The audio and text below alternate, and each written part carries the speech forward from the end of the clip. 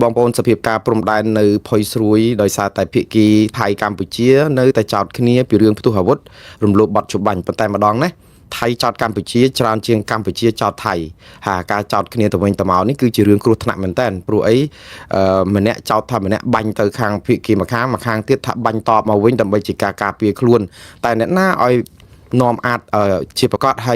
เรื่องไอ้ประกอบไงนั่งบ้านนี้บตามเอาไว้ได้เชียกาทลายซาระบบคางโยธีไทยแต่ม้วนให้ขยมหนึ่งนิยมปีคางกระทรวงการปิจิตกัมพูชีตอบแต่อย่างไม่คางกระทรวงหรือก่อคางโยธีไทยเนี่ยนอมโยธีไทยโลกวันไทยสุวารีปรับซาปดเมียนไทยชราญประพบรวมแต่งกษัตริย์บางเกาะปอพ้องทาพิกีกัมพูชีบานบังคือยัยtớiจอดคางกัมพูชีนั้นถ้าบังกำเพลิงหรือก็กระบายประเภท40 มิลลิเมตรคือบังพลองโจลtừขนมดำบอลได้ไทยกำปงแต่ละบาทให้ทัวเอาไทยต่อได้มาวิ่งโดยบังเชียกำเพลิงได้กับเป็นไตยิ่งtớiปลากระบายจัดสปุ่มบุญบังลองหรือก็สมตัวตอบมาขมายวิ่งได้ในขนมการในได้มีนการตุหาวุฒินี่อันนี้มาตามการอ้างระบบคางโยธีไทยก่อนทายโยธีไทยถ้าเอาไว้ได้กัมพูชีบังเติมมุนนี่คือมันมีนรองระบุดอลแต่เฮียนไทยแต่เฮียนไทยบังตอบมาวิ่งจิกาปีครูนเองจังบ่าปฏิการนี้คือการลางในทั้งไงนี่ได้ตามการเลือกลางระบบลูกเป็นไทยสุวารีในมองประมาณเชียปุ่มบวนปรึกมันนี่ได้การลางในดับบอลปรมดานกัมพูชีไทยก็เป็นไตเอาไว้คือในแต่คางเพียงไทยในแต่จอดประกันคางกัมพูชีทารมลบบอมเปียนบัดชุบบังเลือกตีปีนี้เตี้ยโดยการปิดไงที่มาเพิ่มเปิลคายธนูนั้นทาปลอมเปลี่ยนนี้ชุบเอามีนอำเภอนะได้บังกอเอามีนโดยทาจีการนอมเพลิงนอมอาดเองจังเลยอันนี้ไทยก็จะแต่ทาได้เรื่องนอมอาดนอมเพลิงนั้นคือแต่ไทยรกแต่ตรกกรุบแต่ปรีกรุบแต่ไอ้กลายนากลายในจิตเลยนะทานทัวไอ้ดักกองแต่เนอดักปลาลูไอ้เสียจะจัดทัวไอ้กับบ้านในไทยปัจจัยบางส่วนจะมีตัวหัวกระดุงคือจอดขมายขมายจนการหลุดมนุษย์การปรีจอลางtới đợtปรีđợt ấy chẳng tới từตัวหากรอบนาnóตัวละโจได้ไทยnó biết nó bành khi mà xa thì cõi bật chụp bành tại sao miền caจะใจkhi tới có đăng thà chỉกรุธนะโดยใจดอนไอเตแต่เห็นทำไมดูทำไมตัวเองchẳng cảm muốn thấy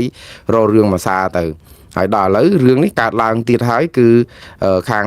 ไทยกินเลยแต่ทำมาขังติเหียนขมายการลุงม้วนทำติเหียนขมายขวาวินัยขวาไอจังเด็ดเลยจอดมาติเหียนขมายถ้าบัญมนจังเด็ดบ่สันเจียมันกรุบกรองสภาพการไอสูบบัวไอหนึ่งมีนจุ่มลุชลุกเนี่ยต่อติเดียดเองจังแต่นี่จะการประเมินระบบติเหียนไทยกับปัญหาการได้เลือกลายระบบติเหียนไทยนี่ตระบานกระทรวงการพิจิตรกัมพูชีเนี่ยใส่มลิสิจิตาได้ดำนางไอกระทรวงการพิจิตรเนี่ยจีเนี่ยนอมเปียนู้กับบานทลายในทั้งไงที่มาเพย์บุญขายกลมแพะนี่ทาตามปัดกดทานเจในทั้งไงที่มาเพย์บุญขายกลมแพะชนำปีปอมาเพย์ผมมวยนี่มีนเพย์พลกาโยธีหนึ่งบันดาลซาปอร์มีนไทยมวยจุ่มนวล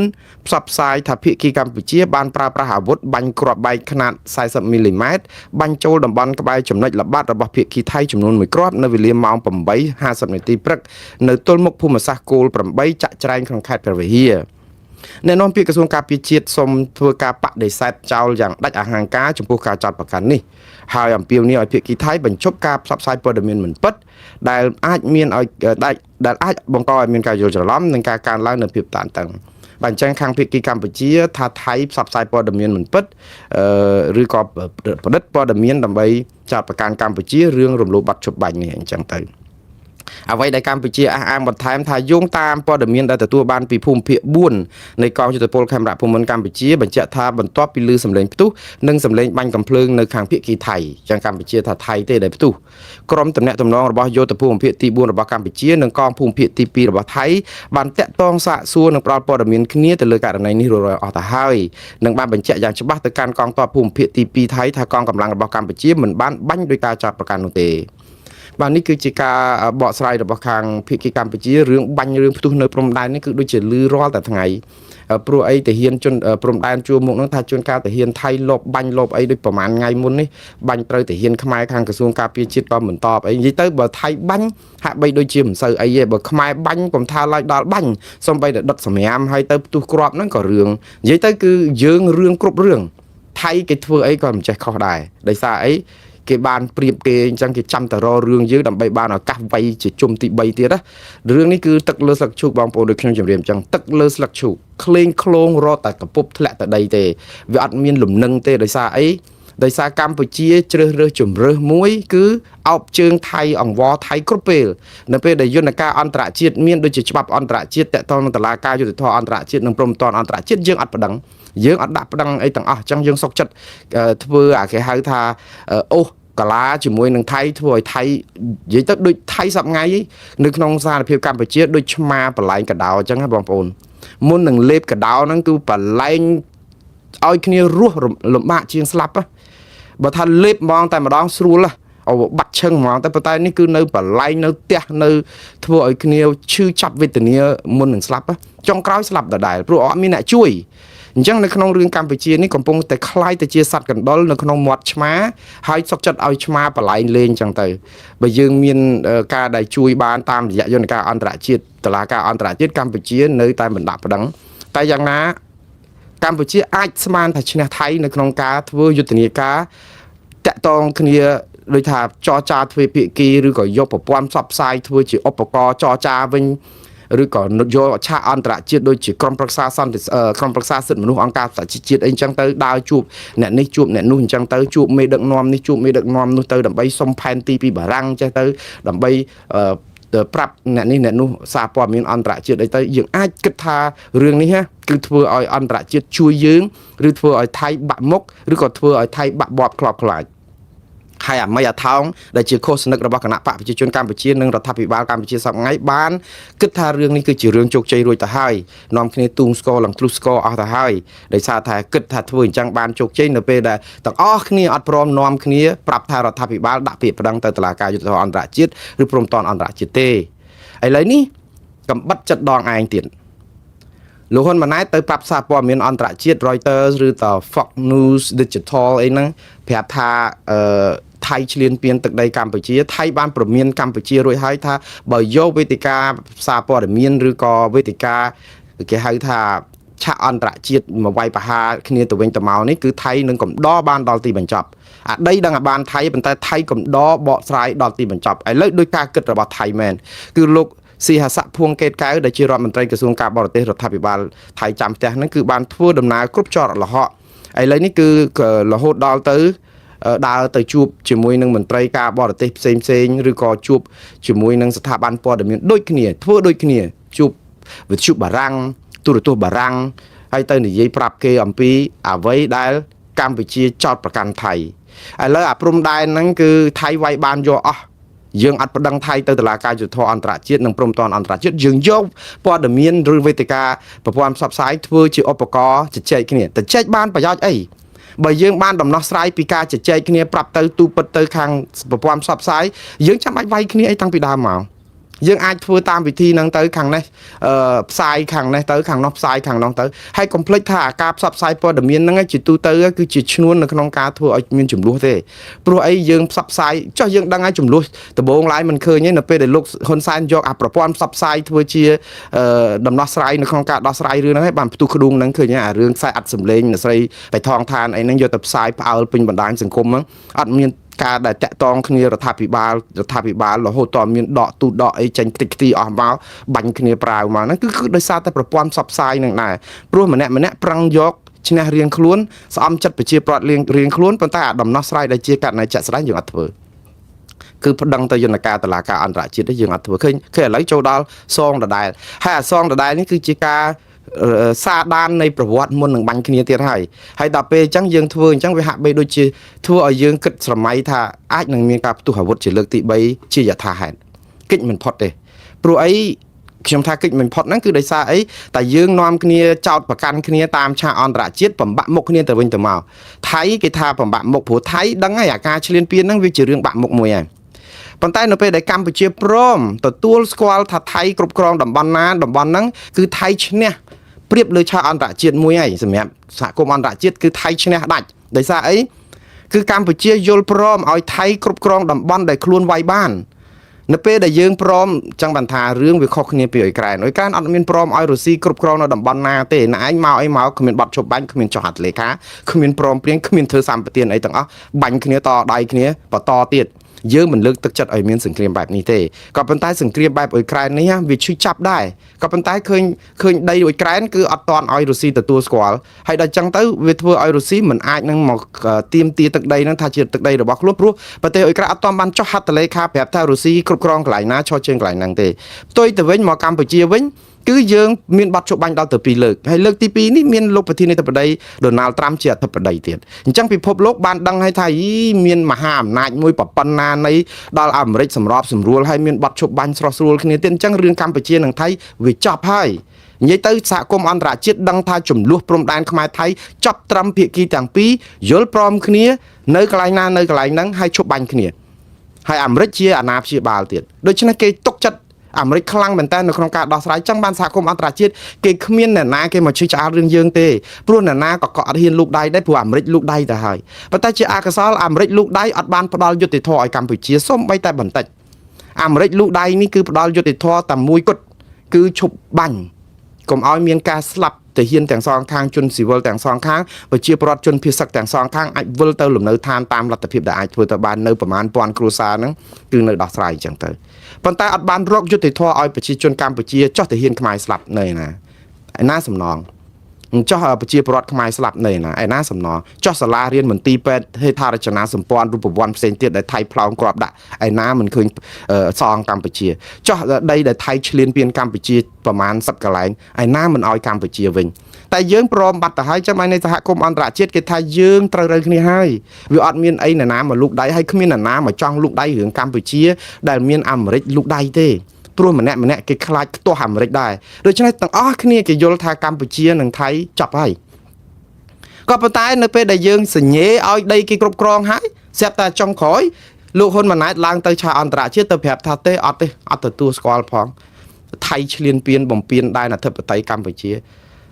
ាចុះបើសិនជាថៃឈ្លានពានដែនអធិបតេយ្យកម្ពុជាហេតុអីក៏យើងសញ្ញេឲ្យថៃឈ្លានពានដែនអធិបតេយ្យកម្ពុជានៅពេលដែលមានបទជប់បាញ់ហ្នឹងទី1ហេតុអីមិនដាក់លក្ខខណ្ឌនៅក្នុងកិច្ចព្រមព្រៀងហ្នឹងថាខ្ញុំមិនសញ្ញេឲ្យអ្នកឯងទេតើតែថយទៅដល់ត្រឹមនេះសិនទើបយើងសញ្ញេហើយអារឿងប្តឹងគ្នាពីរឿងទាហានស្លាប់ពីរឿងប្រជាពលរដ្ឋស្លាប់ឬក៏បែកប្រាសាទឬក៏ខ្ទេចខ្ទីហេដ្ឋារចនាសម្ព័ន្ធ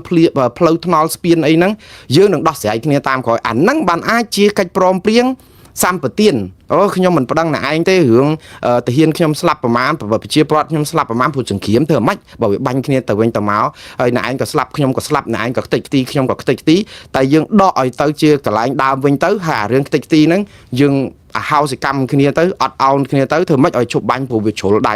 អញ្ចឹងទៅហើយយើងចរចាត្រឹមថាអ្នកណានៅខាងមុនថ្ងៃទ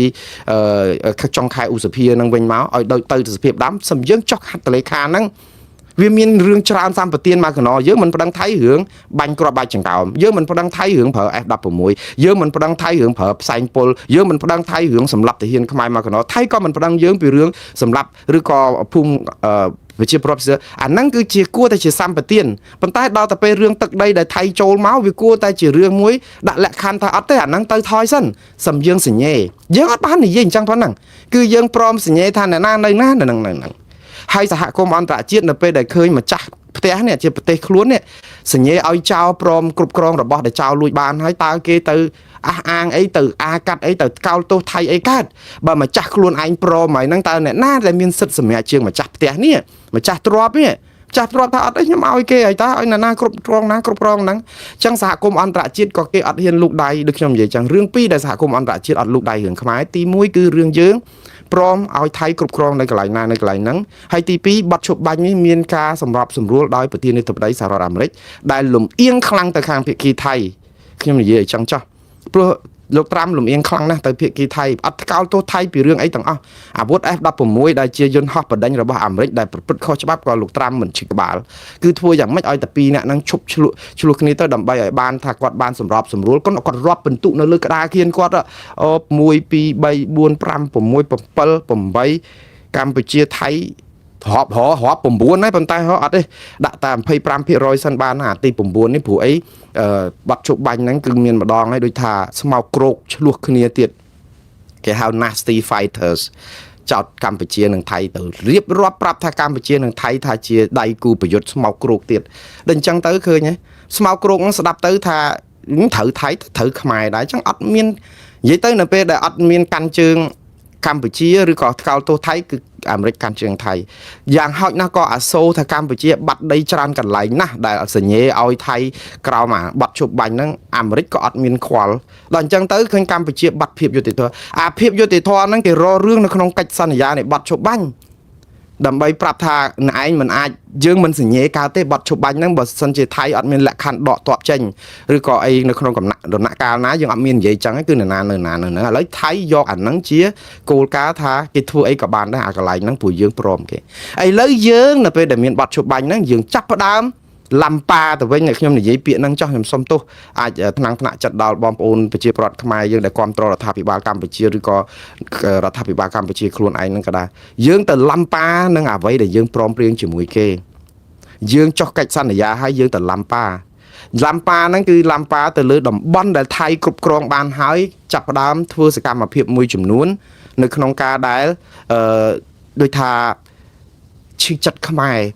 ហេតុអីបានណែឯងធ្វើធុយចិត្តខ្ញុំសកម្មភាពហ្នឹងខុសច្បាប់ទេណែឯងហេតុអីបានជាហ៊ានជីកលេនឋានហេតុអីបានណែឯងហ៊ានយករូបបដិមាហេតុអីបានណែឯងយករូបពុទ្ធអីយកមកដាក់ហេតុអីបានជាណែឯងចាក់បេតុងឡើងទៅលើភ្នំដូចជាប្រាសាទតាកបីហេតុអីបានណែឯងចាត់ចែងរកកសាងជួសជុលប្រាសាទតាកបីឡើងវិញដែលជាដីរបស់ខ្មែរដែលជាបេតិកភណ្ឌរបស់ខ្មែរដែលរឿងនេះគឺជារឿងរកម្មចិត្តប៉ុន្តែនៅក្នុងពេលជាមួយគ្នាខ្មែរបានចុះហត្ថលេខាប្រាប់ថាណែឯងនៅណានៅហ្នឹងអញ្ចឹងថៃគេអាចធ្វើអីហើយយកទៅចោទអាការធ្វើនៅក្នុងដែនដីដែលខ្មែរព្រមឲ្យគេគ្រប់គ្រងហ្នឹងថាជាអំពើខុសច្បាប់អ្នកណាគេជឿយើងបងប្អូនសហគមន៍អន្តរជាតិណាគេជឿយើងជាគេលោកហ៊ុនម៉ាណែតដើម្បីឲ្យមានហេតុផលនៅក្នុងការនិយាយជាមួយកាសែត Reuters និង Fox News គាត់ថែមឃ្លាមួយថាថៃឈ្លានពានកម្ពុជាក្រោយបត់ឈប់បាញ់នេះអាការឈ្លានពានកម្ពុជាក្រោយបត់ឈប់បាញ់នេះបានន័យថាកាលបត់ឈប់បាញ់កម្ពុជាថាថៃឈ្លានពានកម្ពុជាបានពិតមែនឲ្យ14ទីតាំងតែលោកអ៊ុំសំអានថារកឃើញជាង40ទីតាំងអាហ្នឹងបើសិនជាយើងនិយាយសកម្មភាពដែលថៃធ្វើអីនៅក្នុងបាត់ឈប់បាញ់ដែលយើងសញ្ញេព្រមគេហ្នឹងហើយយើងអត់អាចទៅរករឿងគេថាធ្វើដាក់កុងតឺន័របន្លាលុះឲ្យបានឲ្យតែនៅក្នុងទីតាំងដែលថៃគ្រប់គ្រងបានពេលដែលយើងចុះហត្ថលេខាព្រមព្រៀងគ្នាប៉ុន្តែលោកហ៊ុនម៉ាណែតចង់ឲ្យឃើញថាមិនមែនទេ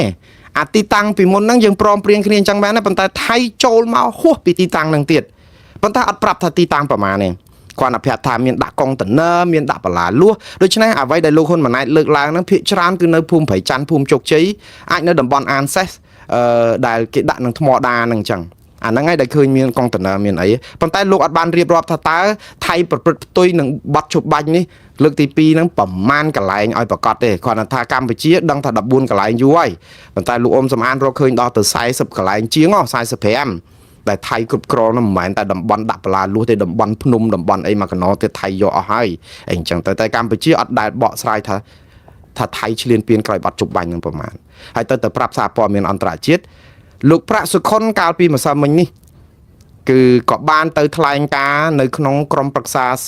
សិទ្ធិមនុស្សអង្គការសហប្រជាជាតិនិយាយអ្វីដែលលោកហ៊ុនម៉ាណែតនិយាយតាមប្រព័ន្ធផ្សព្វផ្សាយហ្នឹងគឺថាថៃឈ្លានពានកម្ពុជាក្រោយបាត់ជប់បាញ់ខ្ញុំថាវេទិកាអង្គការសហប្រជាជាតិនេះក្រុមប្រឹក្សាសិទ្ធិមនុស្សអង្គការសហប្រជាជាតិនេះគឺជាយន្តការត្រឹមត្រូវមិនមែនប្រព័ន្ធផ្សព្វផ្សាយទេលោកប្រាក់សុខុនធ្វើនេះគឺប្រសើរជាងអ្វីដែលលោកហ៊ុនម៉ាណែតធ្វើព្រោះលោកហ៊ុនម៉ាណែតធ្វើជាសារនយោបាយលោកប្រាក់សុខុនធ្វើជាសារនៅក្នុងយន្តការត្រឹមត្រូវព្រោះយើងរាយការណ៍នៅក្នុងក្រុមប្រឹក្សាសន្តិសុខឬក៏សិទ្ធិមនុស្សអង្គការសហប្រជាជាតិនេះគឺគេស្ដាប់ក៏ប៉ុន្តែអាទាំងអស់នេះគឺជាបន្លាជួសបន្លាវិញទៀតហើយព្រោះថៃគឺគេយកឱកាសហ្នឹងវាយប្រហារកម្ពុជាមកវិញដោយថ្ងៃនេះគឺសារព័ត៌មានថៃក៏ចុះផ្សាយដែរថាលោកប្រាក់សុខុនបានចោទប្រកាន់ថៃថាឈ្លានពានដែនអធិបតេយ្យកម្ពុជាក្រោយបទឈប់បាញ់អញ្ចឹងលោកប្រាក់សុខុនត្រូវបានលោកស៊ីហស័កភួងកេតកែវតបមកវិញថាកម្ពុជាកំពុងតែលាបពណ៌ថៃទៅទៀតឃើញគេចាប់ផ្ដើមយកវេទិកាអន្តរជាតិហ្នឹងយកមកវាយប្រហារកម្ពុជាវិញថាកម្ពុជាចាប់ផ្ដើមបង្កហេតុសារជាថ្មីទៀតហើយដោយព្រមព្រៀងគ្នាហើយអស់ចុងក្រោយមករាយការណ៍ប្រាប់អង្គការសហប្រជាជាតិឬក៏បណ្ដាញសារព័ត៌មានអន្តរជាតិថាថៃឈ្លានពានដែលថៃចាត់ទុកថាជាការចាត់ប្រកាន់ហើយនេះគឺជាអំពើធ្វើឲ្យមាន ភាពបន្ទុះសារាយគ្នាទៀតដោយសារតែគេថាកម្ពុជារំលោភបទឈប់បាញ់ដោយការផ្សព្វផ្សាយព័ត៌មានមិនពិតអីណាទៀតឃើញថៃគេចាប់ផ្ដើមយកបន្លារបស់គេមកជួសបន្លាយើងឯអាហ្នឹងហើយដែលយើងហៅថាជាបរិមាណូរបស់កម្ពុជាដែលយកទៅទម្លាក់កណ្ដាលក្រុងបាងកកឥឡូវបរិមាណូហ្នឹងវារញ្ជួយហើយរលកហ្នឹងគឺវារញ្ជួយសួរថាបានផលអីទេថៃគេចាប់ផ្ដើមការពារខ្លួនប៉ុន្តែចាំណាថៃមានដងដាវយើងមានចុងដាវខ្ញុំនិយាយនេះគឺចង់ប្រាប់ទៅខាងកម្ពុជាថាដងដាវរបស់ថៃគឺគេមានបទឈប់បាញ់មួយដែលយើងព្រមព្រៀងគេយើងហុចដងដាវទៅឲ្យថៃចាក់យើងហើយយើងគិតថាយើងឈ្នះយើងមានប្រៀបលើថៃមានប្រៀបលើថៃនៅកន្លែងណាបើយើងមានបទឈប់បាញ់ទៅហើយហ្នឹងយើងព្រមឲ្យថៃនៅកន្លែងណាឥឡូវថៃគេថារាល់កុងតឺន័របន្លាលួសឬដីដែលថៃគ្រប់គ្រងនេះគឺជាដីរបស់ថៃហើយគេចាប់ផ្ដើមរំលឹកប្រវត្តិសាស្ត្រតាំងពីសម័យ40ឆ្នាំមុនដែលថៃអនុញ្ញាតឲ្យប្រជាពលរដ្ឋខ្មែរចូលទៅតំបន់ភូមិជោគជ័យព្រៃច័ន្ទដែលជាតំបន់ភូមិនងច័ន្ទហ្នឹងតំបន់ជំរំភូមិនងច័ន្ទថៃគេថាអានឹងដីគេទេគេឲ្យយើងនៅដោយមនុស្សធម៌តែដល់ពេលយូរទៅយើងមិនព្រមចេញយើងបែរជាកសាងទៅជាភូមិឋានអីចឹងទៅថៃចេះតែអនុគ្រោះដោយសារមនុស្សធម៌ឥឡូវដល់ពេលថៃគេយកវិញគេថាគេយកដីគេវិញឃើញគេរួចខ្លួនទៀតទេហើយតើយើងនៅនិយាយជាមួយថៃតាមប្រព័ន្ធឆ្លងឆ្លើយសារព័ត៌មានដែលជាបរិមាណូរបស់យើងហ្នឹងគិតថាបានប្រយោជន៍ពេលណាព្រោះថៃនៅពេលដែលគេនិយាយបែបហ្នឹងគឺគេចាប់ផ្ដើមសរសេរប្រវត្តិសាស្ត្រសារថ្មីរបស់គេមកហើយសហគមន៍អន្តរជាតិគេស្ដាប់យើងមែនសហគមន៍អន្តរជាតិគេស្ដាប់ខ្មែរមែនដូចខ្ញុំនិយាយចឹងថៃគេមានដងដាវដោយសារតែគេមានបទឈប់បាញ់គេសហគមន៍អន្តរជាតិគេមិនល្ងងទៅជឿកម្ពុជាថាអូគ្រាន់តែនិយាយចឹងបានន័យថាថៃឈ្លានពានចុះបើប្រទេសកម្ពុជាគិតថាថៃឈ្លានពានហេតុអីមិនប្តឹងទៅតុលាការអន្តរជាតិ ICJ ឬ ICC ដែលជាយន្តការស្របច្បាប់ហេតុអីបានយើងអត់ប្តឹងដល់ពេលអត់ប្តឹងយើងមកយកប្រព័ន្ធផ្សព្វផ្សាយអញ្ចឹងថៃគេស៊ីផុយគេតបមកវិញទៅមានជើងក្បាលអីថៃនៅតែគ្រប់គ្រងប៉ុន្តែគេវាយបកមកវិញគេបញ្ជូនលោកស៊ីហាស័កភួងកេតកៅដែលជារដ្ឋមន្ត្រីក្រសួងការបរទេសគេទៅត្រុកគ្រប់កន្លែងទៅបារាំងទៅអីហើយគេប្រព័ន្ធផ្សព្វផ្សាយថៃគឺគេវាយបកមកយើងវិញយើងអត់បានប្រយោជន៍ត្រង់ថាគេយកបន្លាជួសបន្លាយើងបានតែទូងស្គរប៉ុន្តែថៃតបមកវិញថៃយកកិច្ចព្រមព្រៀងឬសេចក្តីថ្លែងការណ៍បទឈប់បាញ់ចប់អ្នកណាខាតប្រយោជន៍គឺកម្ពុជាដដែលយើងឈ្នះតែការស្អំចិត្តលួងចិត្តនយោបាយប្រជាពិធឲ្យប្រជាពលរដ្ឋកម្ពុជាគិតថាយើងនិយាយប្រព័ន្ធផ្សព្វផ្សាយនឹងយើងបានជោគជ័យខ្ញុំមិនដែលហាមឃាត់រដ្ឋាភិបាលក្នុងការប្រើប្រព័ន្ធផ្សព្វផ្សាយឯករាជ្យទេខ្ញុំតែងតែលើកទឹកចិត្តថាកម្ពុជាបើស្រឡាញ់ប្រព័ន្ធផ្សព្វផ្សាយឯករាជ្យដោយ Reuters ដូចស្អីដែលលោកហ៊ុនម៉ាណែតមកនិយាយហេតុអីបានជាយើងរំលាយប្រព័ន្ធផ្សព្វផ្សាយឯករាជ្យនៅស្រុកខ្មែរចោលខ្ទេចខ្ទីអស់ដល់ទៅពេលយើងត្រូវការបានតែយើងមកពឹងទៅលើសារព័ត៌មានឯករាជ្យនៅអន្តរជាតិចាស់យើងខ្លួនយើងអត់មានយើងអត់បង្កើតខ្លួនឯងទេចាស់ទៅខ្ចីរបស់គេប្រើហ្នឹងហើយយូរម្ដងពឹងគេប្រើស្មានតែគេឲ្យដាវមកយើងប្រើមែនអត់ទេគឺគេនៅតែផ្ទៀងផ្ទាត់យើងនិយាយអីគ្រប់ម៉ាត់លោកហ៊ុនម៉ាណែតនិយាយអីក៏គេផ្ទៀងផ្ទាត់ដែរយើងថាអូនៅកម្ពុជាមានសេរីភាពសារព័ត៌មានគេថាសេរីភាពសារព័ត៌មានជាប់បាតតារាងនឹងនៅកម្ពុជារាប់ឆ្នាំយើងថាអូយើងមានសិទ្ធិមនុស្សប្រជាធិបតេយ្យមានអីគេថាមានសកម្មជននយោបាយអ្នកទោសមនសិការចាប់នៅពេញគុកអីអញ្ចឹងយើងនិយាយពីអូដំណោះស្រាយដែលមកនេះគឺចូលរួមក្រុមប្រឹក្សាសន្តិសុខសន្តិភាពរបស់លោកត្រាំហ្នឹងនឹងរកដំណោះស្រាយកម្ពុជាបាននឹងថៃគេកាសែត Reuters គេថាខេងក្រុមប្រឹក្សាហ្នឹងដោះស្រាយរឿងកាហ្សានៅ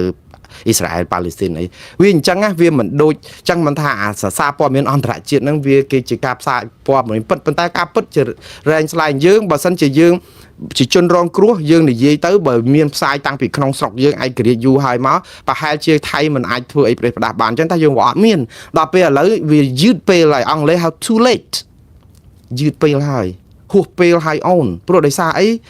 យើងមកយើងចោះកិច្ចព្រមព្រៀងយើងអីគេបាញ់គេអីគេយកមកគេគ្រប់គ្រងមានការចរចាបត់ឈប់បាញ់អីហើយស្រាប់តែមកយើងមកនិយាយលំប៉ាថាហ្នឹងគេឈ្លានពានយើងប៉ុន្តែអត់មានបណ្ដឹងអីមួយសោះទៅតុលាការអន្តរជាតិទៅតុលាការយុត្តិធម៌អន្តរជាតិក៏គ្មានបណ្ដឹងមួយទៅតុលាការព្រហ្មទណ្ឌអន្តរជាតិក៏គ្មានបណ្ដឹងមួយអានេះហើយដែលខ្ញុំគិតថាយើងកំពុងតែស្អំចិត្តប្រជាពលរដ្ឋជាជាងយើងរកដំណោះស្រាយឲ្យត្រឹមត្រូវហើយឥឡូវនៅពេលដែលស្អំចិត្តចុះស្អំចិត្តឡើងរដ្ឋាភិបាលកម្ពុជាតាមគណៈកម្មាធិការកិច្ចការព្រំដែនរបស់ខ្លួនហ្នឹងគឺបានសរសេរកំណត់ទូតលើកទី3ទៅថៃទៀត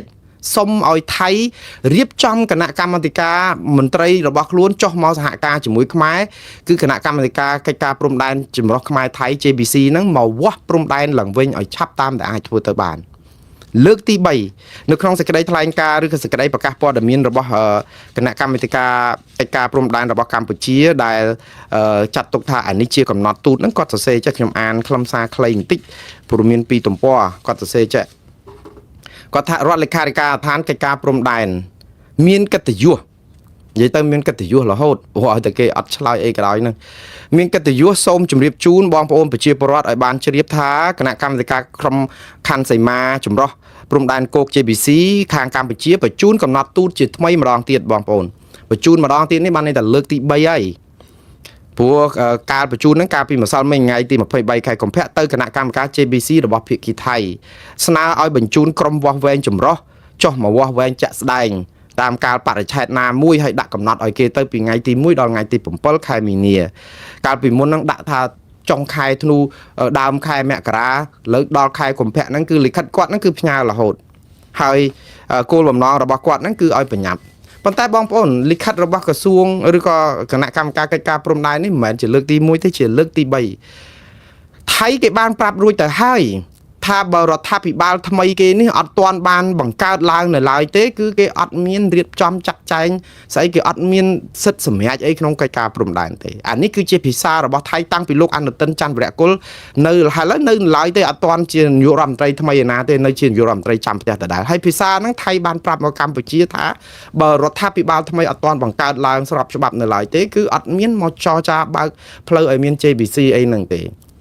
ហើយកម្ពុជាគេនិយាយអញ្ចឹងយើងនៅតែផ្ញើទៅអញ្ចឹងទៀតផ្ញើលើកទី2គេក៏អត់តបដែរព្រោះគេថាធ្លាប់បានប្រាប់តាំងពីលើកទី1មកហើយថាអត់មានកិច្ចប្រជុំនឹងទេព្រោះរដ្ឋាភិបាលថៃអត់ទាន់បានបង្កើតឡើយហើយមកដល់ម៉ោងហ្នឹងរដ្ឋាភិបាលថៃបោះឆ្នោតថ្ងៃ8ខែកុម្ភៈរដ្ឋាភិបាលអត់ទាន់រៀបចំមានការប្តឹងរឿងបោះឆ្នោតរាប់ស្លឹកឆ្នោតអីវានៅអញញ៉ៃហ្នឹងមិនដឹងថាដល់ថ្ងៃណាមិនស្រួលខែមេសាហ្នឹងមិនដឹងបង្កើតបានអត់ផងហើយតែយើងសុំឲ្យគេជួបថ្ងៃ1ដល់ថ្ងៃ7ខែមីនានេះប្រហែលថ្ងៃនេះ3 4ថ្ងៃទៀតតែជួបមិនបើរដ្ឋាភិបាលនឹងអត់ទាន់បង្កើតឡើងបានផងហើយទៅយើងចេះតែគិតថាផ្ញើលិខិតនេះដើម្បីដាស់តឿនក្រើនរំលឹកបើសិនជាយើងនិយាយអំពីគោលការណ៍ជាក់ស្ដែងទូទៅនៅពេលដែលភាគីម្ខាងប្រាប់ថាខ្ញុំអត់ទាន់អាចធ្វើអារឿងហ្នឹងបានទេចាំដល់ថ្ងៃនេះសិនចាំខ្ញុំមានអញ្ចេះសិនហើយទៅអាថ្ងៃហ្នឹងអាមានអញ្ចឹងអត់ទាន់មកហ្នឹងយើងនៅតែរន្ធើនឬក៏នេះអញ្ចឹងទៀតដែលយើងស្ដាប់មើលទៅដូចជាយ៉ាងម៉េចទៅវិញបងប្អូនខ្ញុំមិនចំទាស់គណៈកម្មាធិការខ្មែរតែធ្វើត្រូវតែប្រាប់ថៃហើយព្រោះអីថៃអាចឈ្លានពានកម្ពុជាបាននៅក្នុងរដ្ឋាភិបាលចាំផ្ទះហ្នឹងហេតុអីក៏អាចរំលោភផែនទីដីខ្មែរបានហើយចុះហត្ថលេខាបានយកដីខ្មែរទៅគ្រប់គ្រងបានអាហ្នឹងអាចសម្រេចបានតទៅពេលសម្រេចវាស់វែងបែរទៅជាចាំរដ្ឋាភិបាលថ្មីខ្ញុំគិតថាថៃខូចដែរចង់និយាយចេះខ្ញុំមិនគិតថាថៃជាមនុស្សដែលមានសិលធម៌ទេខ្ញុំគិតថាថៃខូចព្រោះអីកាលខ្លួនវាយដីខ្មែរបាននៅជារដ្ឋមន្ត្រីរដ្ឋាភិបាលចាំផ្ទះយកចុះហត្ថលេខាឲ្យលោកណត្តភុងណាផានិចមកចុះជាមួយលោកទាសីហាព្រមព្រៀងគ្នាគ្រប់គ្រងដីខ្មែរអាគ្រប់គ្រងចំណេញដីខ្មែររដ្ឋាភិបាលចាំផ្ទះសោះយកបានតែដល់តែពេលវាស់វែងដើម្បីអាចខ្ចាក់ដីខ្មែរមកវិញគាត់ថាអត់ទេចាំតរដ្ឋាភិបាលថ្មីព្រោះរដ្ឋាភិបាលចាស់នេះអត់ទាន់មានសិទ្ធិសម្រេចចុះអ្នកណាសម្រេចរឿងថ្ងៃ27ខែធ្នូក៏រដ្ឋាភិបាលចាំផ្ទះថៃខូចកន្លែងហ្នឹងដែរបងប្អូនជំរាបអស់ក៏ប៉ុន្តែកម្ពុជាយើងហ្នឹងក៏ដឹងដែរថាបើថៃនិយាយថាទេតើតែចាំថ្ងៃទីនេះអីមកបានអាចធ្វើបានហើយបើសិនជាយើងសរសេរលិខិតទី3ហ្នឹងក៏គួរដាក់អញ្ចេះភាគីថៃមិនគួរណាកិច្ចវេះពីការប្រជុំកិច្ចការព្រំដែនវាស់វែងនឹងទេព្រោះអីអាកាលយើងព្រមព្រៀងគ្នានៅក្នុងការគ្រប់គ្រងកន្លែងណាកន្លែងហ្នឹងក្រែងរដ្ឋាភិបាលហ្នឹងក្រៅ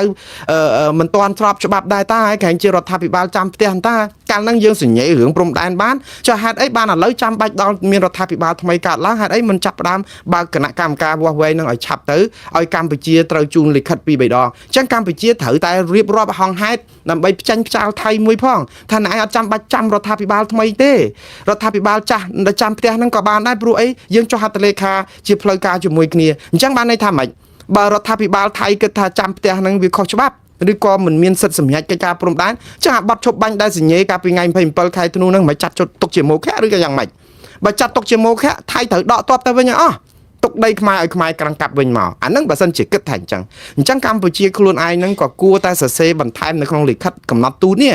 ប្រាប់ថាថៃមិនអាចយកលេសថារងចាំរដ្ឋាភិបាលថ្មីទៅមកអាចវាស់វែងព្រំដែនបានទេព្រោះអីកិច្ចការព្រំដែននេះគឺវាវាស់វែងបានដោយមានគណៈកម្មការបច្ចេកទេសដែលនៅក្នុងក្រមរដ្ឋបាលដែលអាចមានក្រុមការងារបច្ចេកទេសអត់ចាំរដ្ឋាភិបាលថ្មីទេដោយអាស្រ័យទៅលើការពីថ្ងៃ27ខែធ្នូរដ្ឋាភិបាលចាំផ្ទះនេះក៏មានសិទ្ធិសម្រាប់ទម្លាក់គ្រាប់នៅស្រុកខ្មែរអ្នកណាសម្រាប់ខាងរដ្ឋាភិបាលថៃចាំផ្ទះនឹងដែរតាហេតុអីណែឯងមិនចាំដល់រដ្ឋាភិបាលថ្មីទៅដើម្បីទម្លាក់គ្រាប់លើស្រុកខ្មែរឬក៏ប្រតិបត្តិការយោធាណែឯងធ្វើតាំងពីចាំផ្ទះមកមានសិទ្ធិសម្រាប់រហូតដល់រំលោភដែនអធិបតេយ្យខ្មែរណែឯងធ្វើកើតហេតុអីបានជាឥឡូវរងចាំតលមានរដ្ឋាភិបាលថ្មីសិនអានេះគឺជាលេសរបស់រដ្ឋាភិបាលថៃកម្ពុជាបើសរសេរលិខិតទី3គួរមានសេចក្តីខ្លឹមសារអញ្ចឹងបើអត់អញ្ចឹងទេប្រជាពលរដ្ឋឆ្ងល់យើងដូចក្មេងបៀមដៃអញ្ចឹងណាបងប្អូនបើគេឧទាហរណ៍យើងទៅទាលុយចាក់គេយើងផ្ញើលិខិតទាលុយចាក់គេប្រាប់ថាខ្ញុំអត់ទាន់អាចនឹងសងលុយបានទេព្រោះអីខ្ញុំត្រូវចាំដាច់ស្រេចជាមួយប្តីខ្ញុំសិនរឿងលែងលះឬក៏មិនលែងលះគ្នាព្រោះសាលដីកាឬក៏ដំណើរការក្តីហ្នឹងគេពងសម្រាប់ហើយគេថាចាំដល់ពេលតុលាការចេញសាលដីកាជាស្ថាពរឬសាលក្រមជាស្ថាពរឲ្យដឹងថាទ្រព្យហ្នឹងចែកយ៉ាងម៉េចអីអញ្ចឹងខ្ញុំនឹងទូទាត់ប្រាក់ហ្នឹងឲ្យគ្រប់ចំនួនអីអញ្ចឹងទៅគេប្រាប់ថាចាំមានសេចក្តីសម្រេចពីតុលាការហ្នឹងយើងលិខិតដំបូងគេប្រាប់មកអញ្ចឹងមួយខែក្រោយយើងផ្ញើលិខិតទៅគូស្វាមីភរិយាដែលកំពុងឆ្លោះគ្នាហ្នឹងថាអង្កាលបានសងលុយខ្ញុំអញ្ចឹងគេលែងប្រាប់ទៀតដែរគេថាប្រាប់កាលពីមុនហើយថាចាំមានសាលដីកាសិនដល់ពេលខែទី3យើងផ្ញើលិខិតមួយទៀតថាអង្កាលបានសងលុយខ្ញុំតើអ្នកណាជាអ្នកប្រព្រឹត្តអំពើដដែលហើយរំពឹងលទ្ធផលថ្មីមិនមែនភាគីជាពាក់បំណុលទេគឺភាគីយើងជាអ្នកទាលុយគេនេះដែលគេម្ចាស់គេនោះគេប្រាប់មកជាផ្លូវការឲ្យថាអត់ទាន់សងលុយបានទេទាល់តែមានកាសាលដីការបស់តុលាការអញ្ចឹងធ្វើមិនចាំដូចគ្នានៅក្នុងរដ្ឋាភិបាលថៃនេះគឺតតែចាំអញ្ចឹងបើមិនចាំតតែយើងកែនៅក្នុងកំណត់ទូតឲ្យមានហេតុផលផ្សេងទៅណាខ្ញុំអត់ចាំបានទេណែឯងបោកគេមកអាយុហើយចេះថាប្អូសពេលអញ្ចឹងតាមពិតចាំណែឯងអត់សងដូច្នេះឆ្លងតាមបទពិសោធន៍ចាស់ហ្នឹងណែឯងត្រូវតែរៀបចំសងលុយខ្ញុំឲ្យឆាប់ឲ្យតាមដែលអាចធ្វើទៅបានអាហ្នឹងបានប្រជាពលរដ្ឋដែលស្ដាប់មកហ្នឹងជឿថារដ្ឋាភិបាលធ្វើរឿងត្រូវដល់តែពេលយើងធ្វើដដែលហើយគេប្រាប់មកថាគេអត់ទាន់ទេតរដ្ឋាភិបាលគេបង្កើតវាធ្វើឲ្យយើងគិតថារដ្ឋាភិបាលខ្មែរគាត់ធ្វើការយ៉ាងម៉េចហ្នឹងគាត់ដូចជាស្អំចិត្តប្រជាពលរដ្ឋឲ្យប្រាប់ថាណែរដ្ឋាភិបាលមិននៅស្ងៀមទេណាគឺស្ងប់មែនតែអត់ស្ងៀមទេសរសេរលិខិតទៅរហូតកោលទោសណែឯងរហូតប៉ុន្តែអត់ត្រូវគោលដៅអញ្ចឹងឃើញអត់ត្រូវគោលដៅដោយគណៈកម្មការកិច្ចការព្រំដែនអត់ត្រូវគោលដៅត្រង់អីថៃគេបានប្រាប់ហើយថាទាល់តែមានរដ្ឋាភិបាលថ្មីបានគេរៀបចំឥឡូវបើរដ្ឋាភិបាលថៃថ្មីចាប់ផ្ដើមបង្កើតភ្លាមហើយស្រាប់តែមួយអាទិត្យក្រោយពីអាទិត្យក្រោយស្ងាត់ឈឹងអត់ចិត្តគិតពីរឿងកិច្ចការព្រំដែនអាហ្នឹងបានយើងមានលេសមួយថាសរសេរលិខិតទៅណែក្រែងថារដ្ឋាភិបាលថ្មីបង្កើតឥឡូវបង្កើតហើយតោះកិច្ចការព្រំដែន JBC ចាប់ផ្ដើមវាស់ហើយអាហ្នឹងបានតាយើងមានទម្ងន់ទៅវាផ្លូវការមើលទៅដូចជាយើងមិនមែនដូចថាធ្វើប្រឡប់ប្រជាពិធដ្ឋអីតើពេលយើងធ្វើអញ្ចេះយើងគិតថារកកផែលគេប្រាប់ថាអត់ហើយយើងនៅតែប្រាប់ថាត្រូវតែធ្វើខ្ញុំមិនចំទាស់រឿងគណៈកម្មាធិការកិច្ចការព្រំដែនខ្មែរធ្វើទេនេះជាកិច្ចការរបស់អស់លោកដែលត្រូវធ្វើប៉ុន្តែយើងអត់ត្រូវរមាស់យើងទៅតវ៉ានៅឆាកអន្តរជាតិតាមប្រព័ន្ធផ្សព្វផ្សាយក៏អត់ត្រូវរមាស់យន្តការក្រមប្រឹក្សាសិទ្ធិមនុស្សអង្គការសហជីវជាតិលោកប្រាក់សុខុនធ្វើម្សិលមិញខ្ញុំគិតថាសមហេតុសមផលព្រោះជាយន្តការអង្គការសហជីវជាតិក៏ប៉ុន្តែនៅតែគ្មានឥទ្ធិពលនៅក្នុងការដោះស្រាយបញ្ហាយើងឲ្យចំគោលដៅដែរព្រោះចំនួនព្រំដែនរបស់យើងវាហួសពីសម្របសម្រួលពីអង្គការណាហើយវាចូលដល់លក្ខណៈព្រំប្រទានលក្ខណៈដែលថៃឈ្លានពានរំលោភដែនអធិបតេយ្យជាក់ស្ដែងទៅហើយរំលោភបាត់ឈប់បាញ់អីដោយលោកហ៊ុនម៉ាណែតថាចុះហេតុអីមិនប្តឹងគេទៅតុលាការយុត្តិធម៌អន្តរជាតិនិងព្រំប្រទានអន្តរជាតិប្តឹងទោះទៅក្នុងតម្លៃណាក៏ដោយអ្នកឯងទទួលមិនទទួលគេយកមិនយកគឺយើងត្រូវតែរកយន្តការដាក់ប្តឹងព្រោះយើងអត់បានប្រយោជន៍ទេនៅក្នុងការដែលទូងស្គរលើឆាកអន្តរជាតិវាបានតែរលករញ្ជួយស៊ូណាមីបរមាណូពីថៃវាយបកមកយើងវិញហើយស្ថានភាពព្រំដែនកាន់តែអាក្រក់ជាងមុនអាចនឹងវាយគ្នាលើកទី3ទៀតយើងនឹងអស់ដីកាន់តែច្រើនទៀតឬមួយក៏យើងរំពឹងថាចាំមើលតែវាយទី3យើងក្តោបកសោបវិញយកថៃឲ្យអស់ហ្មងនេះគឺជាការសង្ឃឹមខ្យល់ហើយព្រោះកាលថៃអត់ទាន់វាយចូលដល់ដីខ្មែរវាយយកអស់ថៃអត់ទាន់មានលេនដ្ឋាននៅក្នុងដីខ្មែរទេឥឡូវជីកលេនដ្ឋានជីកអី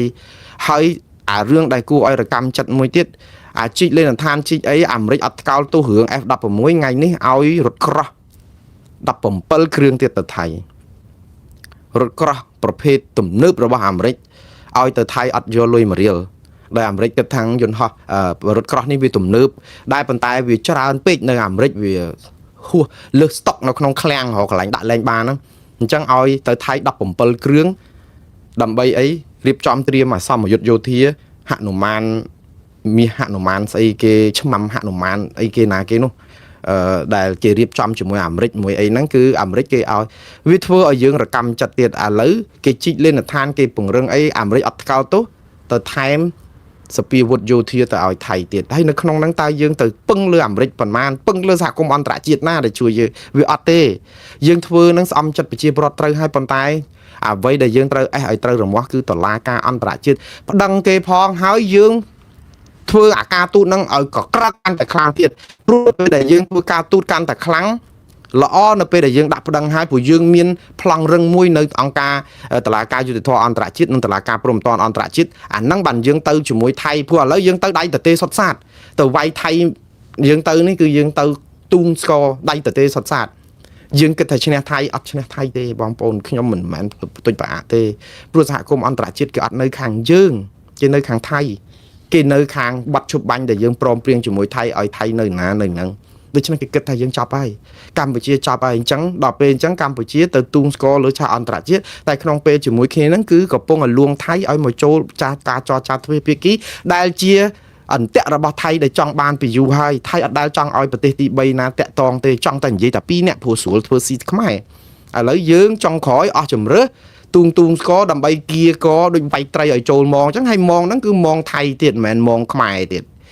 ឥឡូវយើងយ៉ាងម៉េចទៅវិញខ្ញុំពងអត់ឆ្ងល់ដូច្នេះម្ដងទៀតគឺយន្តការរបស់យើងគឺតុលាការយុត្តិធម៌អន្តរជាតិនិងតុលាការព្រហ្មទណ្ឌអន្តរជាតិ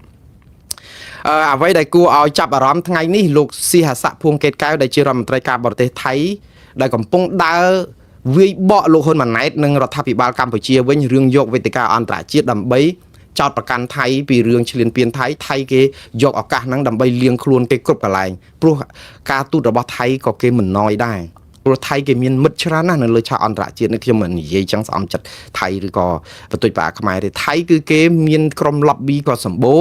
ដែលគេជួលអស់លុយរាប់លានដុល្លារមួយឆ្នាំតាក់ទងនឹងជួបមន្ត្រីនេះមន្ត្រីនេះដោយតែខ្មែរចឹងយើងទៅ lobby ដើម្បីឲ្យបានជួបមន្ត្រីនេះមន្ត្រីនោះដើម្បីថតរូបហើយក៏ជាឱកាសនៅក្នុងការថៃគេវាយបកថ្ងៃនេះថៃជួបប្រធាន UNESCO អង្គការ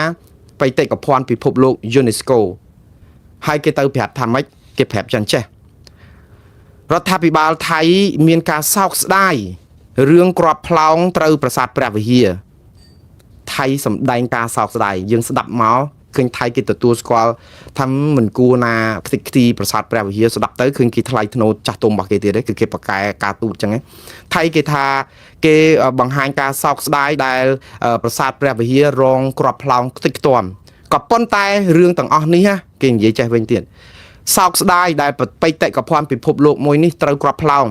ប៉ុន្តែបើតែហ៊ានខ្មែរមិនយកទីតាំងប្រាសាទព្រះវិហារជាមូលដ្ឋានទ័ពថៃក៏មិនបាញ់គ្រាប់ឬក៏គ្រាប់ផ្លោងនឹងវាអាចត្រូវតំបន់នឹងដែរព្រោះគេបាញ់ដើម្បីទប់ទាហានខ្មែរដែលបាញ់ចេញពីតំបន់ប្រាសាទព្រះវិហារទៅទាហានថៃឃើញគេយកលេសអញ្ចឹងទេបងប្អូនហើយដល់ពេលយកលេសអញ្ចឹងយើងចាប់ផ្ដើម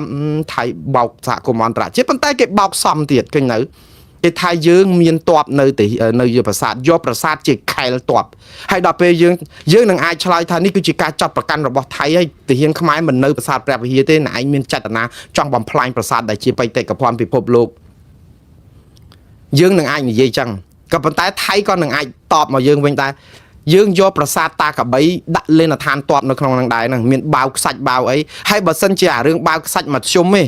ងុំរឿងតាហ៊ានខ្លួនឯងថតផ្សាយតាហ៊ានថតផ្សាយថាតាហ៊ានបានចូលទៅដល់ទីហ្នឹងថាខុសវិន័យតាហ៊ានប្រជាពលរដ្ឋយើងមាន MMO ទៅថតផ្សាយដោយទាំងមីនទាំងចកោមទៀតអស់ពីប្រជាពលរដ្ឋធម្មតាសាមញ្ញប្អូនស្រីរបស់លោកហ៊ុនសែនចូលទៅអ្នកស្រីហ៊ុនស៊ីណាតទៅថតឲ្យមើលទៀតឲ្យដឹងថាកន្លែងហ្នឹងមាន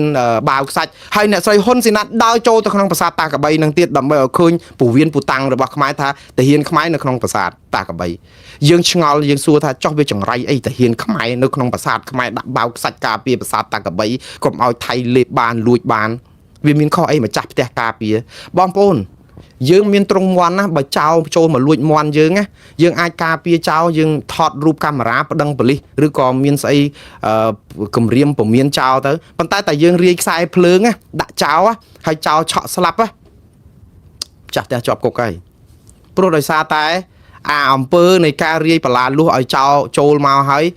ស្លាប់ហ្នឹងគឺយើងដូចថាមានចេតនាធ្វើឲ្យចោលស្លាប់វាទៅជាបទអក្រិតទៅវិញណាហើយយើងសួរថាចុះវាចូលមកលួចមន់ខ្ញុំសោះហ្នឹង